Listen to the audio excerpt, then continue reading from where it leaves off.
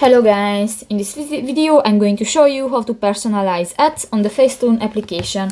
But first of all, I just want to mention, please don't forget to subscribe to our channel, because at 100,000 subscribers we are going to show you our YouTube revenue statistics and growth strategy, how to make money online. So let's jump into it. First of all, open the application on your device. So that's the home screen and you can find different buttons.